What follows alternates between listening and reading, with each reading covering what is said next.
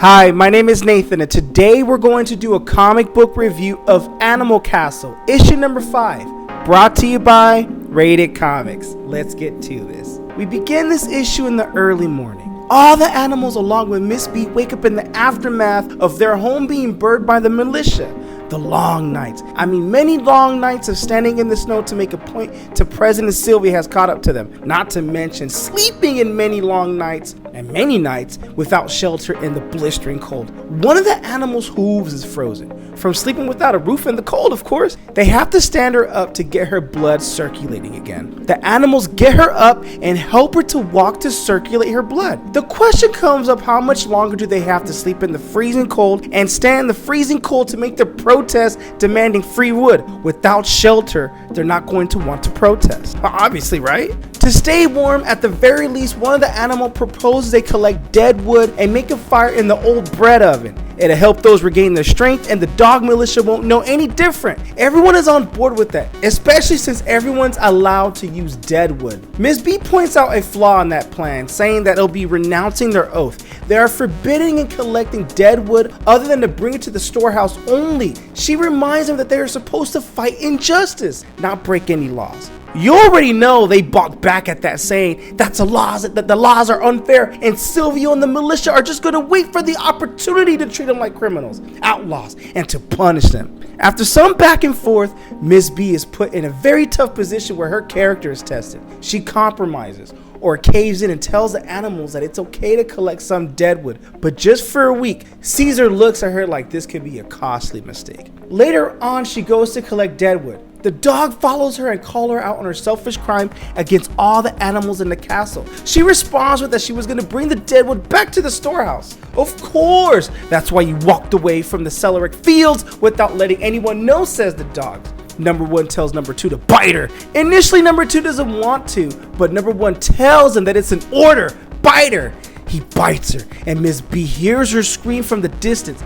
Number 2 bites Bernadette in the leg, and number 1 calls him incompetent because he instructed him to bite her in the throat. He didn't, but you know how that goes. Miss B is in the trees where the dogs can't get to her. She tells dog number 1 if you kill them, she'll tell the whole castle that you killed a defenseless animal, and we shall see if you have enough influence to be obeyed. In other words, animals will revolt. The dogs leave and save this battle for another day, and they want to gut Miss B. Miss B walks with the wounded animal to the river where the dogs won't see them. The challenge is she's too heavy for Miss B as she collapses in the blistering cold due to her open wound from the bite. Miss B tells her to get up. She doesn't get up. Her name is Bernadette. Miss B gets woken up by Seizure and company as they were searching for her all night. Bernadette's man asks for the whereabouts and where he discovers her lifeless body in the snow. Before he gets a chance to mourn her death, number 2 tells the animals to back away from her because they need to take the body before it attracts any wolves. Notice how it seems like he was going to say meat before changing the sentence. And throughout this issue, do we ever see any wolves? Miss B tells him what's the rush. We can take her to the cemetery later so we can give Mr. Gorn some time to mourn. Rush, says number 1. You guys should have thought about that before sending her to steal dead wood, before having her freeze at night away from the fire in the forge, before pushing her to provoke our good President Silvio. No self-respecting man would ever do that, ever. He's really just adding salt to the wound with those remarks. They pretty much get on the buck and time to put Bernadine away and take her away. And you see Mr. Gorn just like in misery and pain and just in agony as they whisk his lady away. So number 2 is like, what if we leave her behind? It'll be a good opportunity for them to calm things down. Number 1's like, shut up, we're only enforcing the law. All dead animals have the right to be buried in the castle cemetery immediately. And I'm hungry. Perhaps they really want to use Bernadette for the barter exchange. So Mr. Gorn, he lost his beloved. He goes to commit suicide, and Mrs. B stops him. Stop! She fought so we could live. She fought so you can live. And me too, as he's at the edge of the cliff, but he stops. Some time goes on. Mr. Gorn is working, and he just gets pissed in his misery and his mourn. He didn't have proper time to mourn, and he breaks away from his work. What's up with him, says Caesar. I don't know, but we better go find out and see what he's up to. He walks to the castle and number one's like, what the hell are you doing here? It's not time to stop working. And all the animals are like, look, we want to accompany him. This is our boy. We're going to accompany him, right? Stop your nonsense, says number one. Go back to the fields and the construction site. I don't want to hear a single one of you miss their free time. Okay, says Seizure. There's over 50 of us and 3 of you. What are you going to do about it? Huh? You going to tempt me? How would you feel if you took away your rations for a week? How about that? Only a week, says Seizure. And then all the animals gather around Silvio's castle. And Caesar's like, a week without rations? Number one is actually a good dog. I would have fasted for a year just to see that. Silvio finally acknowledges it as he peeks his head out the window, sees all the animals in protest staring at him. And you can see the smile on their faces as he acknowledges them. Sylvia's like, they're here, all of them. Is this what you call controlling the situation, number one? Oh, they've been fined a week of rations, Mr. President. They'll be less rebellious on an empty stomach. A week, says Silvio. And he gets sarcastic here. Brilliant idea, number one. But after 2 or 3 days when they're exhausted and they're frozen, how are they going to work? Well, I admit I didn't really think about that. We'll have to make a choice. We have to make a choice? Not just a choice, says Silvio. Either I give in and look ridiculous, or I don't fill the storehouse, and I guess you're ready to starve with me. And Bella, or his concubine, is like, well, why don't you negotiate with them? Offer to sell the wood at half price because you're generous and you want to avoid other deaths of your beloved citizens. You'll retain control, you'll get more buttons that way, and you'll get more wood and everyone will be warm. Which, you know what, you want to keep me warm, right, baby? And you still are in control and it makes you look good. Sylvia's like, number two, do you know who their leader is? They don't have a leader, boss, but I think I know who's turning them against us. It's that cat. I just don't understand how she could have changed so much and come up with these ideas, but I'll get rid of her. No, says Sylvia. Tell her I want to negotiate. President Silvio was like, bring them my offer and tell them I'll wait for the response. Tomorrow night from their leader and only their leader. I'm not entering into their game, number two. Bring that offer to their leader. So as Mrs. B brings old radishes to Aslaar to keep him fed because there's no more rations, there's no more food. Number two discovers Mrs. B without her collar. See issue number 4, she's not wearing her collar. And he's like, you know what? That is punishment by death. Luckily, I'm here on a courtesy call to tell you that the President Silvio is ready to consent to selling the wood at half price if and only if the animals agree to purchase the wood and work with gusto. The president will send you his cart tomorrow morning at nightfall so you can bring your response to him in person. And Mrs. B is like, but why are you telling me this? Don't mock me, Miss B. You're their leader. If it were up to me, you already be dead and tied to the stake. If your little movement doesn't stop right away, it won't be just the militia and Silvio that'll pay the price, but every lost animal in the castle. So in this panel, we see number 2 going to Bernadette's grave as he feels some kind of remorse for what he's done. So we get a little alternate side of him. He goes home to his family. We see his wife and kids, and his kids are like, Daddy, did you arrest all the bad animals today, huh? Did you save the castle? And that look in his face just says it all. He tells him yes, but what it really means is he doesn't know. It's just confused and just a somber look. Aslaar thanks Miss B for all the radishes. And Miss B's like, but you know, the radishes are rotten. And Aslaar is like, it's okay, it's totally fine. So my suffering is less than those that are suffering right now in this fight. Miss B tells Aslaar the animals are united. Because of us being united, President Silvio came to negotiate and he agreed to drop the wood to half price. It's incredible, isn't it? Silvio's making it justice for us. Do you think we should accept? Aslaar's like, well, it's not up to me, it's up to you. You're their leader. And she's like, but surely you have an opinion, Aslaar. Of course he does. He doesn't see any reason to accept anything that's half fair unless, and Miss B's like, oh, because of our own weakness. So it's pretty much free wood or nothing at all.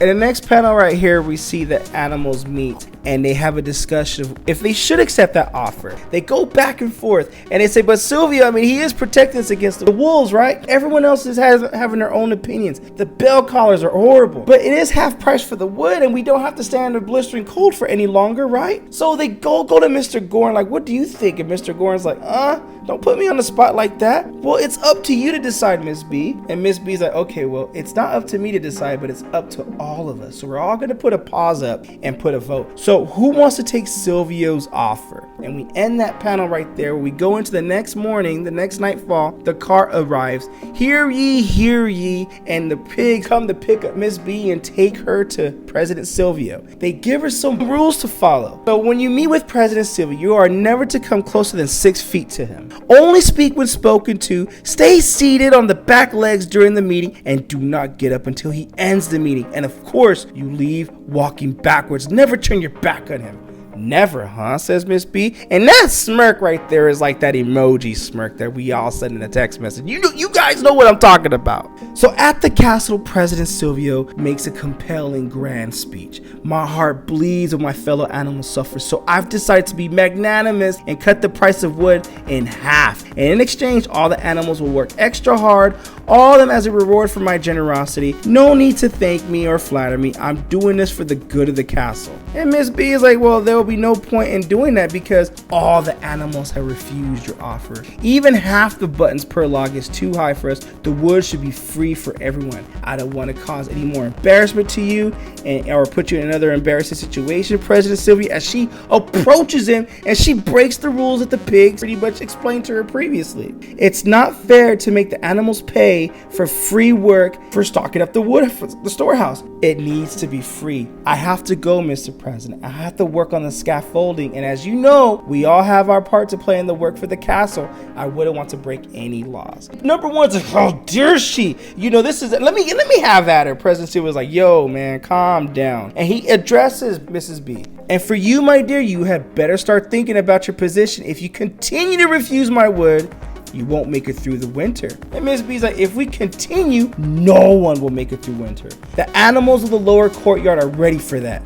Are you? And that is the true test that President Silvio, that's just pretty much taking away his power and authority right there. Now we get this panel of this donkey just collapsing in the snow, and number one, so we got to get him on his feet and get him taken care of. The donkey is the only animal strong enough to pull the cart full of logs, and he could no longer fulfill its duties. It became impossible to get wood to the castle. Even with the strongest will in the world, without warmth, most of the animals came down with fevers and were exhausted. So little by little, the saws, the rakes, and others' work sounds went silent. The radishes and chard stayed in the ground, and the logs in the tree, and the misery of some became the misery of others. All of them. So Miss B stands out in the blistering cold, just in confusement, and her faith is being tested. What are you doing? Says Seizure. I'm the last holdout. And Seizure's like, well, your kittens have slept all day. But yeah, this is really tough on him. This is really tough. Miss B's like, oh my God, please don't tell me that. It's a question of hours, a day or two. Even the dogs will make it. Silvio has to give in. And then Seizure's like, look, your children are not going to make it, Miss B.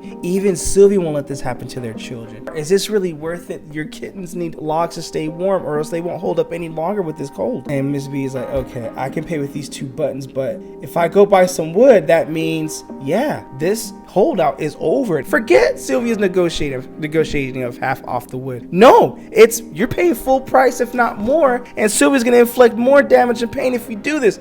But Miss B has to protect her kids. That is a tough call that she has to go through. Meanwhile, in the castle, Sylvia's concubine is like, me wearing rags with all the effort I made to be fashionable? How dare you? The militia doesn't have any wood. Several dogs, and especially their puppies, have the winter illness. We could all be sick. And without a militia, it'll be hard to secure the castle. We have no champagne. Just give them their free wood. Sylvia's like, you are such a fool. If I give them what they want, it's the beginning of the end. I thought I was going to be able to placate their leader with the negotiation, but she's a fanatic. And if I give in now, it isn't so much that they've won or paying for wood, but that they beat me. And then what will they ask for next? It's only the beginning of the end. Then number 2 is like, okay, let me show you off my smarts here. There may be a way of giving them what they want without losing face, Silvio. You are the one who sets the rules here, right? You and you alone. So show them that you are the one who will permit them to have their wood for free and not their movement. The animals want what they call justice, and they will praise you if you give it to them. So who do they want? They want number 1's head.